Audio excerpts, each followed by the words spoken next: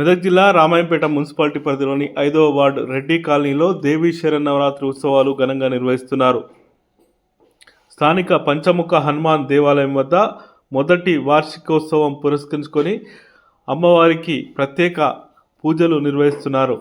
దేవీ శరన్నవరాత్రి ఉత్సవాల్లో భాగంగా 9వ రోజు బుధవారం అమ్మవారికి పల్లకి సేవ కార్యక్రమం నిర్వహించారు. భక్తి గీతాలు, భజన కీర్తనలతో పల్లకి సేవ కార్యక్రమంలో పెద్ద ఎత్తున భక్తులు పాల్గొన్నారు.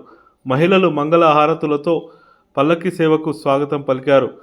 పురవీధుల గుండా అమ్మవారి పల్లకి సేవ కొనసాగింది.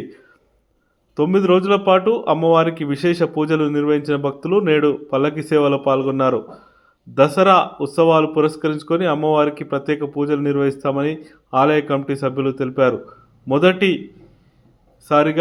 అమ్మవారి దేవీ శరన్నవరాత్రి ఉత్సవాలు నిర్వహిస్తున్నామని ఆలయ కమిటీ సభ్యులు తెలిపారు. అమ్మవారికి ప్రత్యేక పూజలు నిర్వహించిన అనంతరం శుక్రవారం అమ్మవారికి నిమజ్జనం కార్యక్రమాన్ని చేపడతామని పెద్ద ఎత్తున భక్తులు ఈ కార్యక్రమంలో పాల్గొని అమ్మవారి కృపకు పాత్రలు కావాలని పిలుపునిచ్చారు.